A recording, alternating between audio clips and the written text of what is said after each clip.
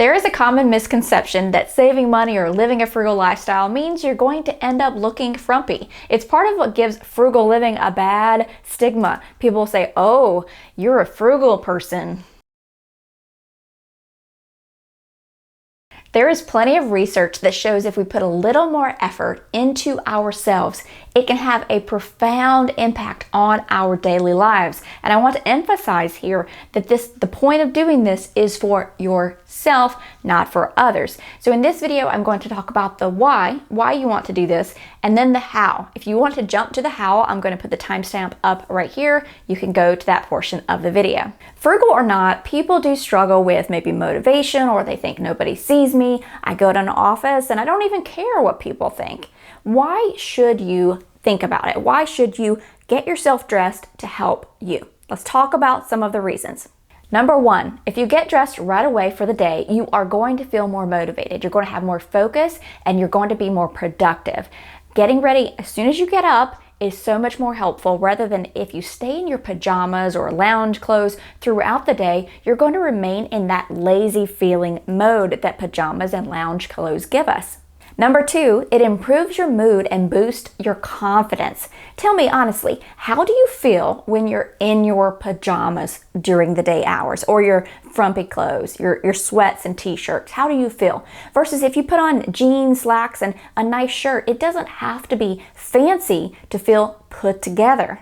Number three, you're ready in a moment's notice. If somebody knocks on the door, a neighbor down the street, you aren't freaking out, running to your room to put something decent on, or hiding altogether, acting as if you're not at home. Number four, let's say that you do go into the office. Have you ever heard the phrase, dress for the job you want, not the job you have? If you put in a little bit more effort to take care of yourself and start to feel more confident, that's going to reflect to the people around you.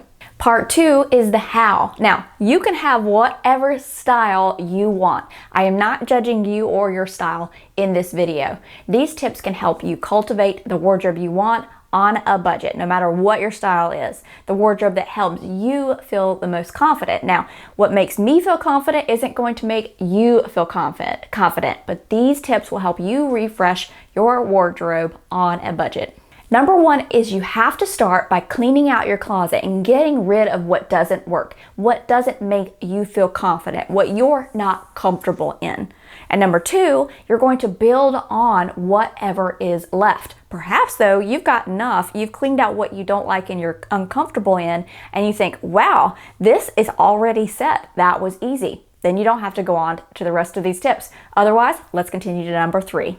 Number three is to take a look at what is left after you've cleaned out the items that you don't love and don't make you feel confident and comfortable.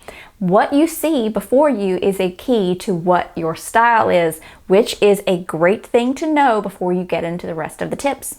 Number four is to use Pinterest for inspiration. Pinterest is one of my favorite apps to get inspiration for items. When I refreshed my wardrobe, and I did this exercise about 3 years ago, because I'd had a baby about 7 years ago, and I went through my frumpy phase where my body had changed and was trying to lose the baby weight and get back to where I was.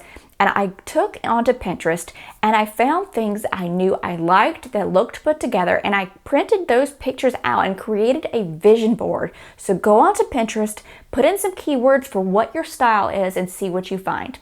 My number five tip to help streamline the vision of what you want your wardrobe to look like is to consider what you get the most compliments on. Is there a color or a pattern or a style that you're constantly getting comments about how good it looks on you? For me in particular, an example is I get compliments when I wear a bright royal blue, kind of that jewel tone color. It brings out my eyes, and for some reason it works really great on me. So take that into consideration and think about what you get compliments on.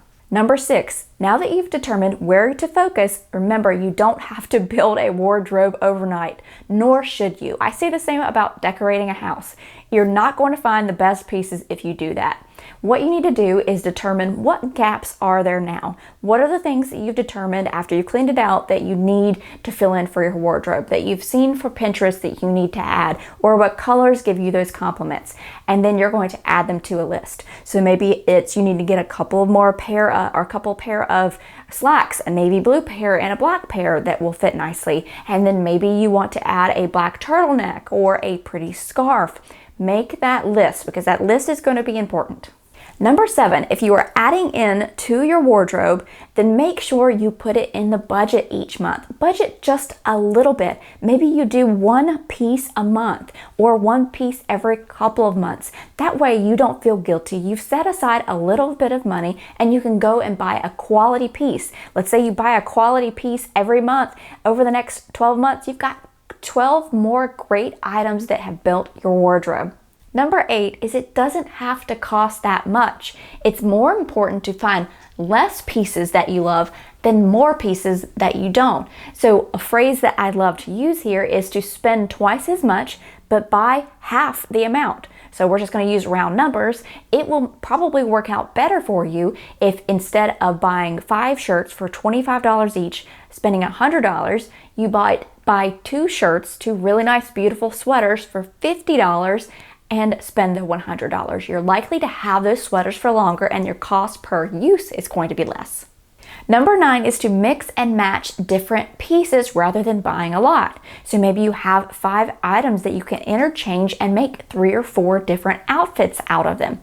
And the key here is to remember you've determined what your style is. So more likely than not, items that you go out and you purchase based on what you know your style and your colors are, you are going to be able to add those seamlessly into your wardrobe and make more outfits out of them.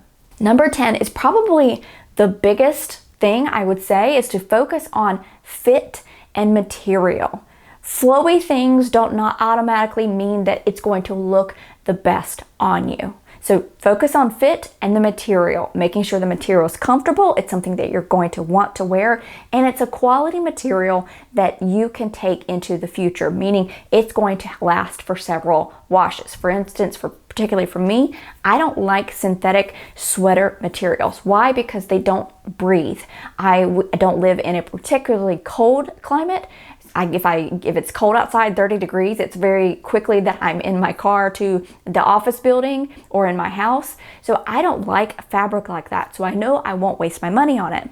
Number 11 goes along with the fit and the material. If you have things that you love, but they don't quite fit, have them tailored. And some people might say having it tailored is more expensive than going out and buying something else. But why replace it and get rid of it if you love it? It might be a quality piece that will last you a long time. So spend a little bit to make it perfect. Number 12 is to spend more on the classic wardrobe items like your slacks, your jeans, your base layers, your shoes, and then pull together your style with trendy items or bold items with your accessories, things that are less expensive, not as big of purchases, earrings or scarves or belts, that kind of thing to help pull in your style. Number 13 is to create rules to live by when you're building your wardrobe, things you will or will not buy. I mentioned earlier, I don't buy the synthetic materials, the 100% that's synthetic materials because they don't breathe. The second thing I don't buy is anything that has to be ironed or dry cleaned. And third, I stay away typically from khakis or browns or warm reds, oranges, or yellows just because I don't like to wear those colors. They look great on some people, but I don't think they work well on me. So figure out what your rules are. Number 14 is to create a style uniform. This doesn't have to look like you actually wear the same thing every single day. I'm sure you know examples of people who do that. They have the same style shirt in 5 colors, they have 10 pair of dark blue jeans, and they have 1 pair of shoes that they wear. That's not what I'm talking about here. For me, this is sticking to what I know works and not going outside of that, not exploring outside of that. If I see a style, I'm like, well, I'm not sure that will work. Maybe if I'm feeling bold, but typically I don't. I stick to what I know I feel confident in and what I know I feel comfortable in and what I know is already in my closet that I can easily add to and it will work with other items. At this point in my life, again, this can always change, I tend to stick to black, white, purple, and blue, and light pink. Those are the colors that work in my wardrobe. Now, do I have other colors? Absolutely, that I've built over time. But when I'm out, that's generally the color palette that I like to stick to.